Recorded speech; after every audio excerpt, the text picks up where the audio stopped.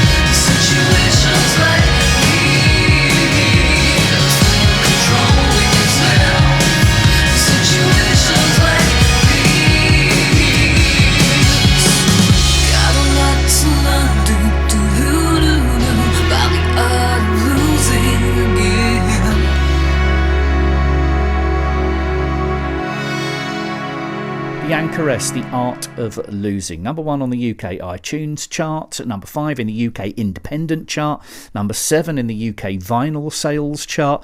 Raves everywhere, as you'd expect in the music press, but also in every single quality daily newspaper in the UK. National Press and BBC Radio interviews as well. An LP that really captured the zeitgeist by essentially inventing its own. It's been a while coming though. Why? Yeah, it's been a gift in a way, though it's been frustrating at times. It's served me quite well because, you know, getting a bit of distance from the events and things that have gone, it means I can talk about it and I'm not kind of saying, oh, do you mind if we stop the interview for a minute because I just need to pull myself together or whatever. You know, had a lot of trauma therapy and a lot of really great help from the NHS and stuff. So I look back at it now and think that it's served me, I think, much better than perhaps my original intentions to just get it out and get rid. Why the art of losing? So the line "The Art of Losing" is the opening line from a poem by Elizabeth Bishop, who was an American poet who's writing in the 50s and 60s, you know, around the same time that Sylvia Plath and Robert Lowell and Anne Sexton, you know, all the really well-known confessional poets were. But what she was doing was something really different. So she was a lesbian in a time where obviously it was not okay to be that. So she was very good at kind of occluding her autobiography and her work, whilst at the same time kind of letting it seep through in unexpected ways. And she has this poem called One Art that kind of explores the idea that we as human beings can get better at loss and at grief, etc. We try and impose meaning on it because we're always looking for meaning in the things around us. So I think my impulse was to try and find some meaning in it. I think ultimately I came out the other side of it realising that there was no organising principle to my unfair amount of shit that was delivered to me in the preceding years. But you know, at a point in my journey, that was my preoccupation, trying to make sense of it all, trying to see whether it was something perhaps I was, you know, continually encountering baby loss because I was supposed to learn something from this, that I was supposed to get better at dealing with it each time. I was supposed to approach it a different way.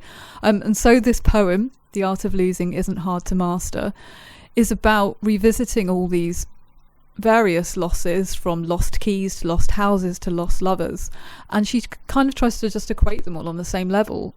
Obviously the irony being the killer last line of the poem, although it may look like write it disaster, it's about that kind of impulse as writers, I guess, not to want to admit that we are facing something that is unimaginable and unmanageable as well. I mean, the whole project of the album was a kind of ideological, existential question.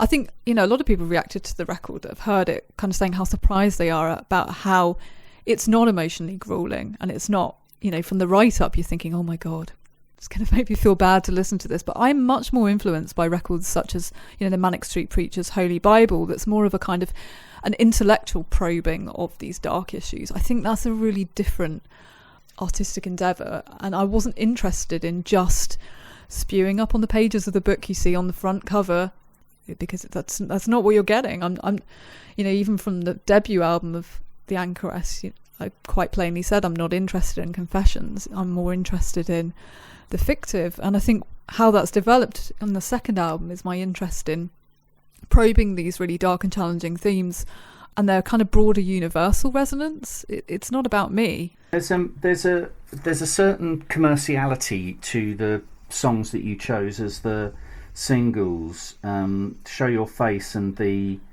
title track are very Six Music, and I did wonder if that was deliberate, because a lot of the rest of it, I just wondered if you've heard those tracks and then you hear the stuff that's, you know, that's piano based and has got the string quartet on all the rest of it, you're still doing stuff that you did before, perhaps a little bit more pastoral. Obviously I made radio edit versions of them, but you know, it was really the radio plugger's decision what he was going to take to radio, and I have a great team that make those decisions for me. Obviously I'd be a fool to not want to continue to have the support of Six Music. Well, it's worked, hasn't it? Because you have had the support of Six Music. Yeah, I mean, Show Your Face was on the playlist for 4 weeks, which is practically unheard of. If you look at it as a kind of commercial endeavour, or as a kind of, it's about spreading the word, isn't it? And ultimately I would be being disingenuous to say, you know, as a musician you don't want a maximum number of people to hear what you do. No, it would be a bourgeois indulgence. I think there's a real thin line between commerciality and art when it comes to music.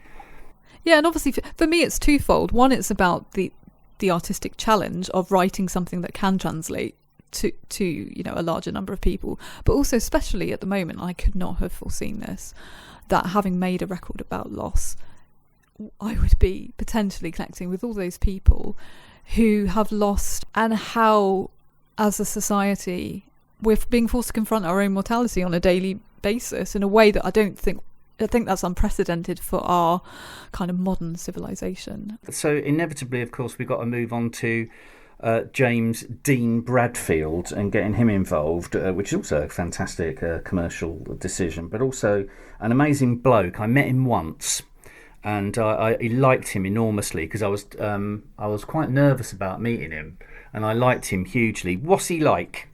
Exactly as you would want him to be. I mean, obviously I spent a good deal of time with the Manics, all of them, but James especially, I would say I've had the most kind of twos and fro's with. Obviously I recorded on their last album, Resistance is Futile, I recorded the duet Dylan and Caitlin for them, and I guess the exchange that he appears on this record, the duet that we sing together, is a bit of an extension of that. Actually, it equally explores the idea of a toxic dynamic and a toxic relationship, and so it's almost like a kind of pairing with Dylan and Caitlin, although theirs is more obviously explicitly fiction, well, not fictionalized, but it's based upon particular people, but it's amazing to have James on the record. Even though I've come to know them so well, it was not a given that he would say yes, and there's a big difference, I think, between playing live with them and recording with them, and then having your childhood hero, and I don't overplay that, sing your song that you wrote. There's a certain unique pressure on them and groups like them. I mean, there's not very many groups like them, but when I say there's groups like them, to wit, they are a lot of people's favourite group. And I think that's, there's a whole, essentially a whole generation of people for whom they are their favourite group, that they mean an absolutely huge amount as far as, finding a place in the world is concerned. And I think but the pressure that must come with that. See, I've never got that sense from them. They just kind of effortlessly inhabit it because they're not faking it. It's so hard to explain. Everything they do is so genuine. They genuinely love these books they reference, and the things they're interested in, they talk about in their music. It's all just what you see is what you get. When everyone's replaceable, no, you're not responsible. You're not to blame or part of the exchange. All the things I can't condone, so you found yourself alone. And now your faith in possession is just this week's new obsession. There's much to gain, it's part of the exchange. So it comes as no surprise, not just how to compromise. So now it seems you can't equate the penalty with the mistake you made. You're not to blame, not part of the exchange. You're just someone to interchange your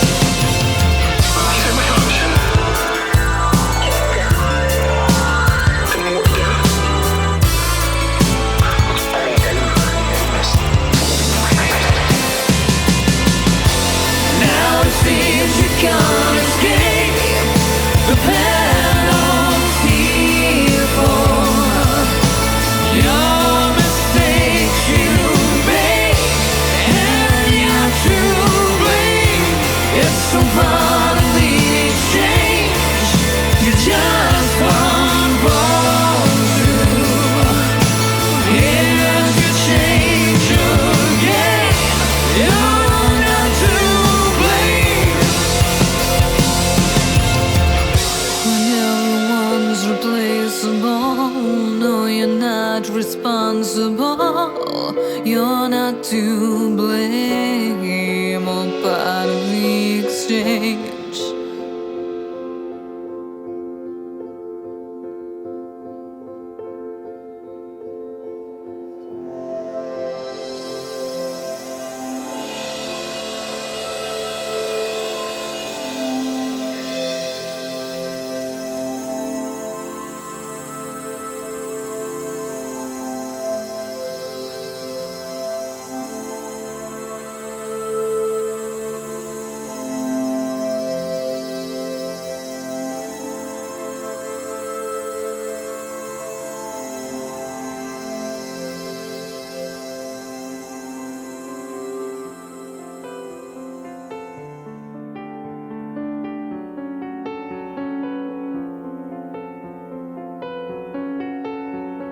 I have actually finally made an album that makes sense to come out on Kscope. I think a lot of people were quite surprised that Confessions of a Romance Novelist found its home there.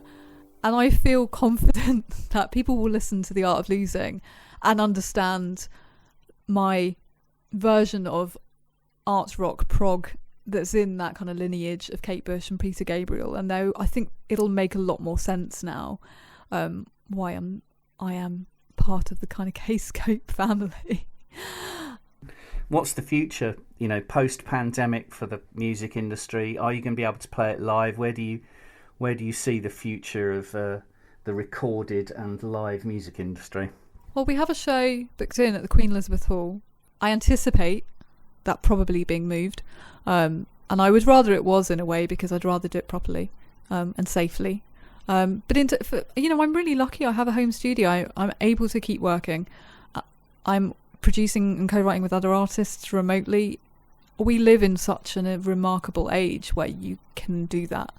And I think as the Anchoress, I've always worked in that very kind of hermit-like existence. So for me, it hasn't been a huge shock to the system. When we come to issues such as how Brexit's going to impact the industry, how the lack of touring with the pandemic is going to impact the industry, I think it's going to be a really tough few years. I have concerns about how that impacts our kind of diversity in terms of socioeconomic background as well as other forms of diversity. I'm hugely worried, but equally I'm hugely hopeful that lots of people are worried and being very vocal about it. We need to make sure that the people negotiating for us actually understand what grassroots venues are, understand how records are made and licensed, etc. They understand export, import, in terms of people running a Bandcamp, for instance. When you have a government that is run by an elite that come from a very privileged, narrow background, that have whose idea of culture is not what your idea of culture is or my idea of culture, of course we're going to be in this mess. Of course they forgot to think about the 5.8 billion that the music industry brings in to the UK each year. I'm not surprised, sadly. I'm angry, but I do also understand that a lot of people get into music as a form of escapism, and they just like playing guitar or they just like playing the drums, and that means that maybe that's why there aren't so many artists piping up, because they literally aren't aware of the impact.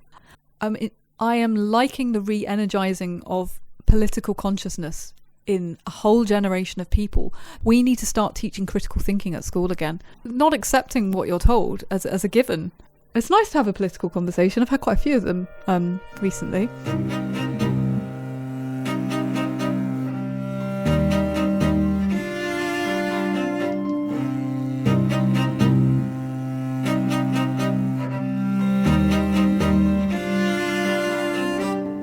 And in my mouth, a silver web. I breathe, unravel now, and still I dream. I thought I'd die, I thought I'd die, sleep, but I'm not sleeping.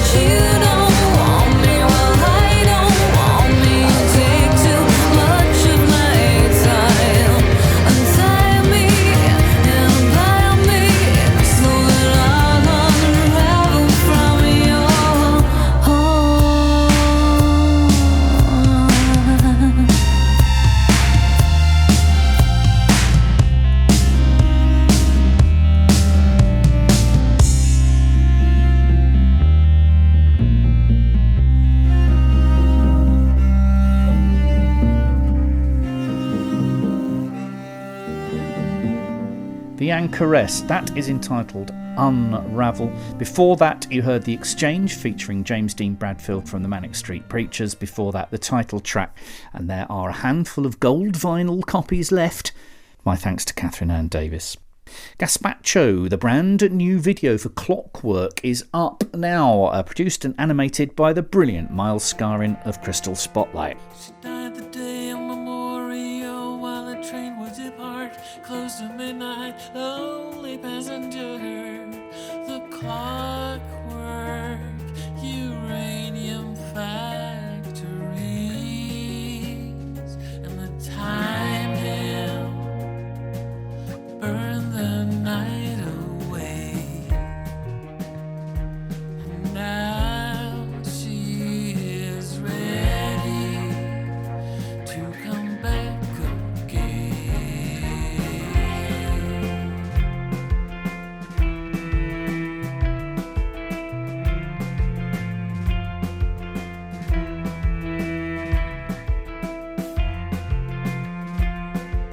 Remember my mother dreaming in Paris 25 years ago. The view over the city, the late song. She fell asleep in the chair beside me in the open air. The game had started, but the radio was dead.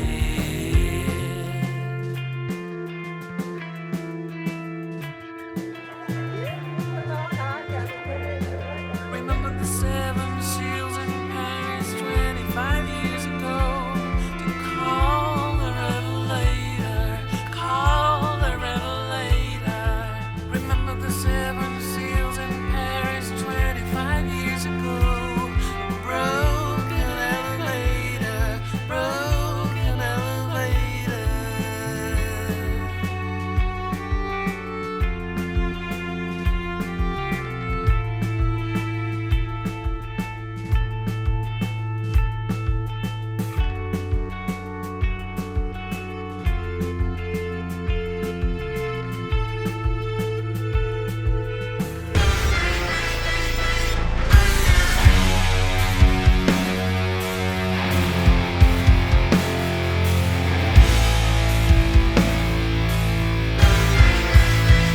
Sleeping all night, sleep in the blue, sleep through all time.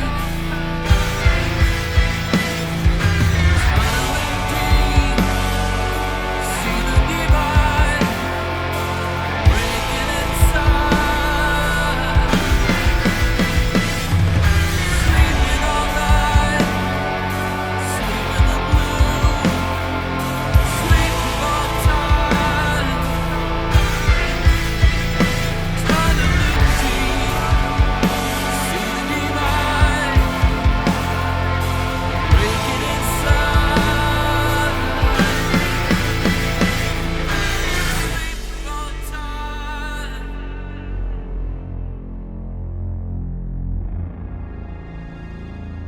From the new Gazpacho LP Fireworker, that is entitled Clockwork, the promo film, of which the band hopes is, quote, an exquisite treasure of a video, as you deserve a boost after the long winter, unquote. Yeah, fair enough. Thanks, lads. Jonathan Hultén, the Swedish Grammy award-winning singer, songwriter and guitarist, has a new video up on the Kscope website right now. A performance video this time, a minimalist reworking of Living.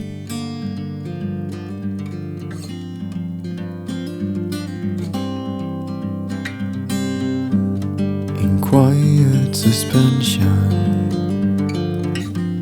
I'm spending my days like a bird in a cage, waiting to break out.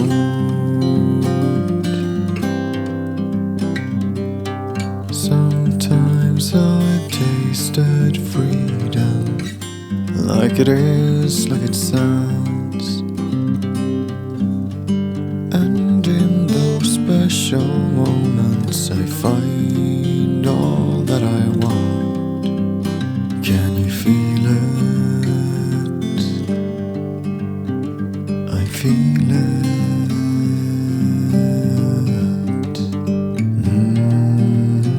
as it flies round and round and makes me leave the ground. I am living in quiet suspension. I am spending my days in the name of a dream. I lock myself away. Sometimes I've tasted madness, like it is, like it sounds. And in those frightening moments I find all that I need. Can you feel it? I feel it.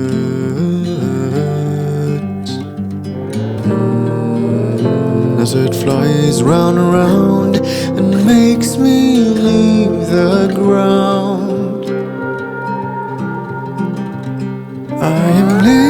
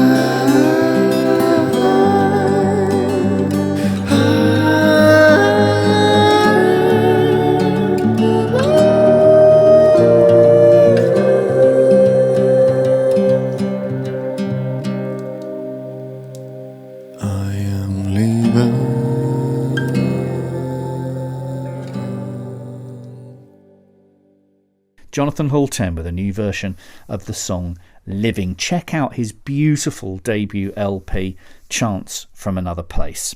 Now, you may have seen on Daniel Tompkins's socials that there's going to be a new album from the award-winning quartet White Moth, a Black a Butterfly in May. The lineup of Daniel Tompkins of Tesseract, his neighbour Jordan Bethany also on vocals, Keshav Dar of Sky Harbour on guitars, Randy Slaw, the orchestrator, who's worked with Periphery, Devin Townsend, Tesseract and so forth. Here is a 90-second teaser.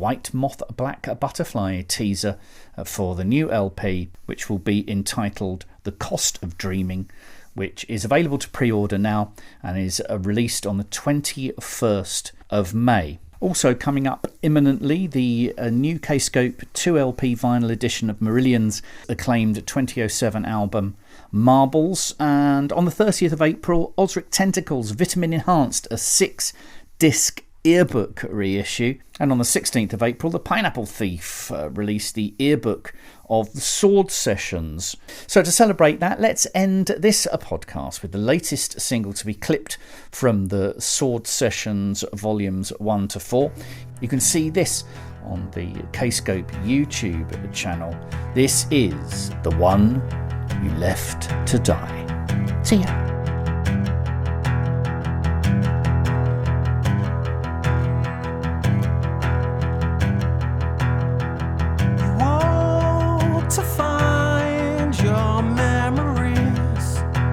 Lion skull on the blood-soaked floor.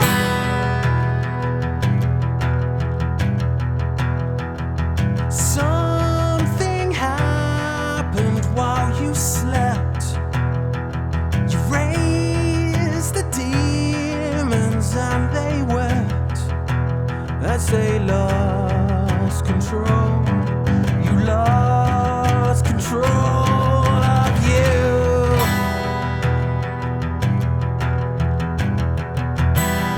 You woke to find it desolate. You woke to find it desolate. So you searched for your entire life. You prayed to see, you pray to see the one you loved returning, the one you left to die. You'll never stop, you're searching for the one you left to die.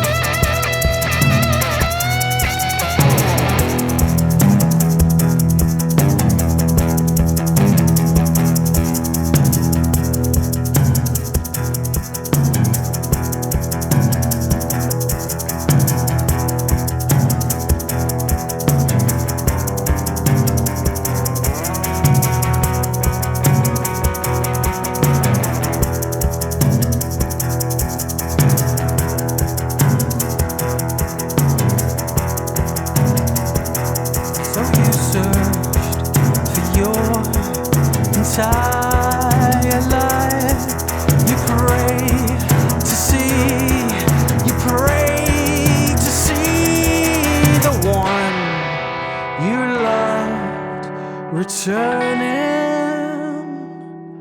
the one you left to die. You'll never stop. You're searching for the one you left to die.